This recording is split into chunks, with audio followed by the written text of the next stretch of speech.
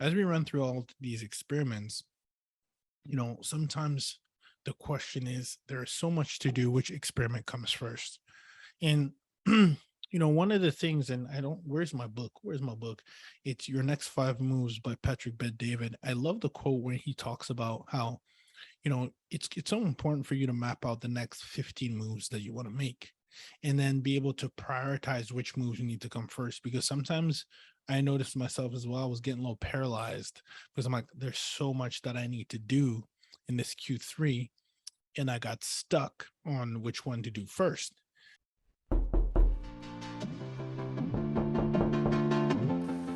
Who's this? Oh, you're an entrepreneur?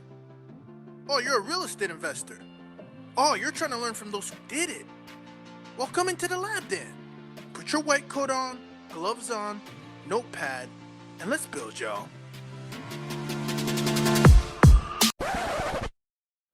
Experiment Nation, what is going on? Ruben here. And if you notice, I have a few new additions on the wall. So, yeah, we got some new books. One is our Amazon bestseller here in the lab, Hospitable Host. If you still haven't gotten your copy, quit playing games, get yourself a copy. You can go to hospitablehost.com. You'll see a page of mine there too. Also, we got some new ice in the lab. That's right.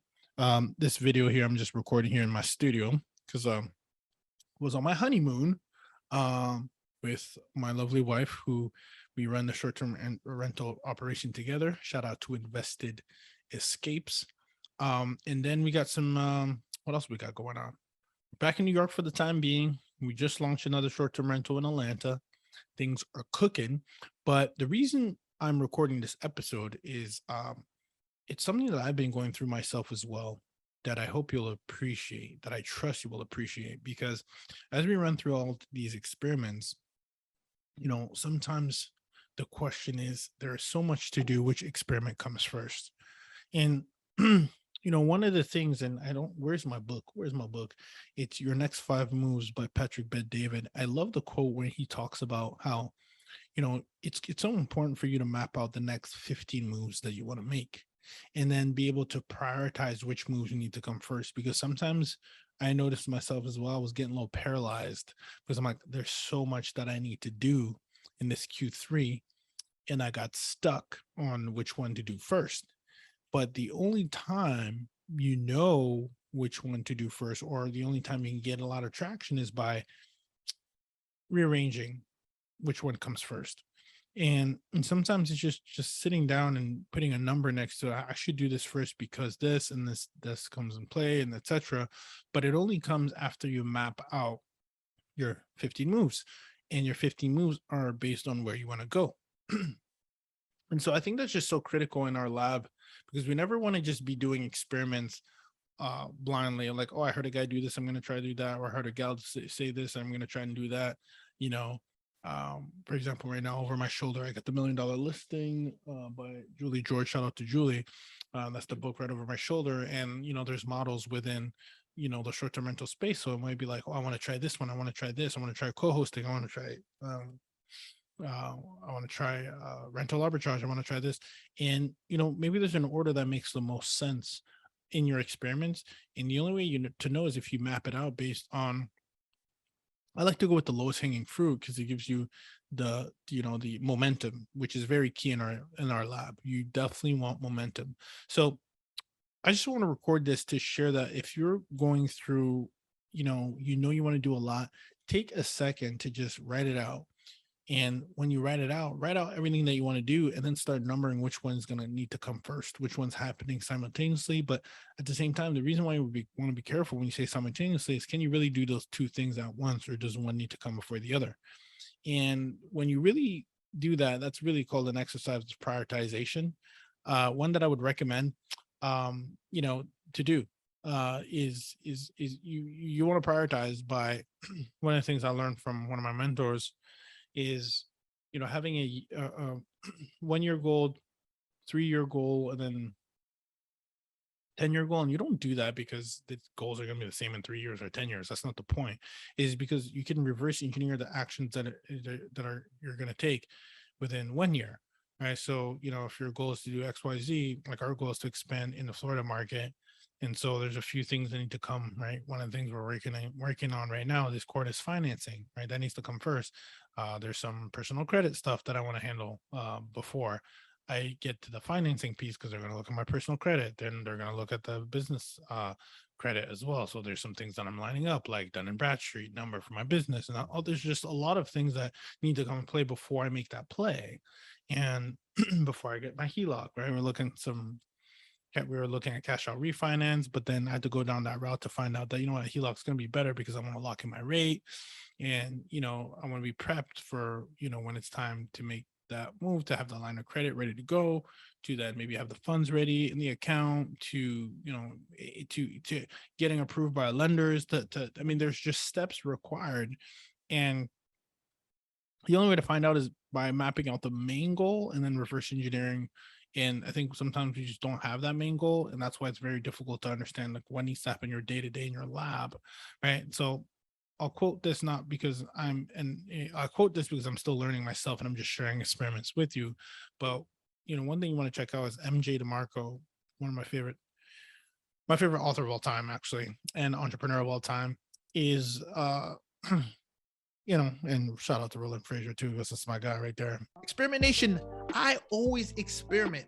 And the reason why is I'm always trying to find the best tool, the best method, and the best vehicle to help me get to my end goal. One of the tools that we use in the short-term rental space is Guesty for Hosts. Now, experimentation, you know that I love to test things, and I wouldn't be sharing with you anything that I don't use myself. As a short-term rental superhost, Airbnb superhost, listings that we own and co-host at the same time, I can tell you that there's no better software that allows us to streamline our business. Right now, currently, there's actually 3 properties right now that are currently where guests are checking in, and I'm here with you, and I did not need to send in check-in instructions for these current properties, right? There are multiple ways that you can streamline your operation, from on the front end and on the back end, from being able to create a website, from being able to get income reports for your team, to looking at statistics, to setting up auto reviews, to integrating your smart lock so that you don't have to sit here and send every day and remind yourself to send the passcodes for your smart locks. No, instead you can integrate directly the exact same way that you can actually send your cleaners a link so that they don't have to remind themselves when they need to go to cleanings. There's text reminders that go out. There's links that can go out for them. This is a tool that if you're looking to give a smooth experience for your team on the back end, it will truly reflect, and it does, for your guests on the front end. Make sure you go to host.guesty.com and use our unique link. Our unique link will be in our bio, in the show notes. If you're currently watching this, you'll see it right here at the bottom of my screen. Use this unique link so that you can tell Guesty that I sent you. You don't want to miss out on this. You need a PMS, property management software, in your business if you're looking to operate like a super host that you deserve to be, so that your guests can have the best experience that they deserve to have at your properties. Again, that host.guesty.com. Use our unique link that is here on the screen, in the bio, and in the show notes if you're listening to this, guys. Happy hosting. But it's all about reverse engineering that goal into uh then the month goal, and then into weekly goals. And the reason why I'll stop at weekly is because when you do try to do the day-to-day goals, stuff will happen. But when you give yourself the week to accomplish them, you give yourself a chance to make up for lost time, or recover. And sometimes we set ourselves up by failure because I got to do this every day. No, what is the priority for this week? Right. And that's kind of the frame that I'm working on. And when I do this week, how is that going to help me get to my end goal for this month? So put a pen to paper, get it written out, have some accountability. It's not easy at all. And I'm not saying this because I got to figure it out, but I just thought it's something that's on my mind that I want to share with you guys, that it's really important to map out your experiments, because if you don't, you're going to be spinning where like, I need to do this, I need to do that, I need to do XYZ. And then really you're not ever gaining traction. So that's just one of the things I want to share with you guys right now, what I'm currently kind of going through in my lab, prioritizing what is next, right? What is the big thing? And then or prioritizing the entire big picture, reverse engineering, chunking it into weekly tasks in order to get to the end goal. And once you do that, and you share that vision with your team, your partners, or accountability, you'll have momentum in your lab with your experiments. And remember, don't doesn't mean that you're going to succeed in everything that you're doing, but the whole point in the lab is to experiment, fail, learn, and repeat. When you fail, you want to learn what happened, how to do it better, and then repeat, continue to experiment, double down. So experiment, trying to prioritize which experiments come next. And on that note, guys, I'll let you know that this episode is brought to you by my team at invested.talent.com. What is Invested Talent? You'll notice all my brands, we're creating like an umbrella thing. That's another thing, speaking of structure, that I'm trying to set up for all my businesses. It's invested, right? Everything invested is us. Invested Talent, Invested Escapes, Invested Holding Group. It's something I'm very that's one thing I got to do. Another thing I got to do is just structuring with my CPA, just restructuring a few things. And then, but we're focusing on the financing, that's first. And then we'll talk about some restructuring that I got to do in my experiments. But this episode is brought to you by investedtalent.com, which is, it's such a treat to be able to have a voice, and give each other, folks who come in the lab, thought leaders who come in the lab, giving them a voice to their experiments, so that it gives you an opportunity, experimentation, to learn from those individuals. That's why I truly believe in podcasting and the power that it's been. It's been extremely incredible to have a platform that allows me to have a voice to ask questions on behalf of experimentation, so that we can collectively rise to the occasion, rise in our lab, and conquer to make an impact in our own respective communities. So with that said, just always want to plug Invested Talent, because without my team, shout out to my entire team that does all the editing, this show would not be possible. And so I want to give a big shout out, and I have the pleasure of also offering this service to other investors who are looking to build their brand. Real estate is our niche, to help you launch your podcast and edit it, publish it, repurpose the content from it on social media. That's what we specialize in as a firm. So you want to make sure that if that you're interested in that, go to investedtalent.com and book a discovery call. You might still get me some point. We're looking to make some new hires and some shifts. I still get on the discovery call, so you might get to me depending on when you're listening to this. And then my team will take it from there.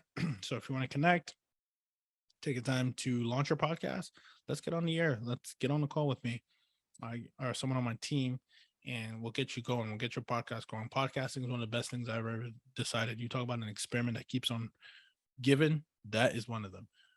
Last but not least, I am doing some consulting on the Airbnb short-term rental side.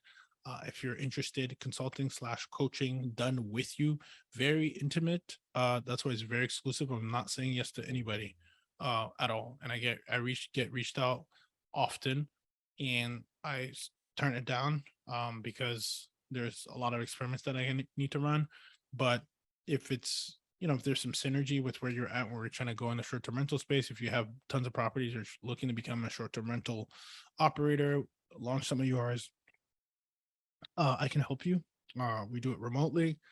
Just go to experimentrealestate.com /hospitable hosts.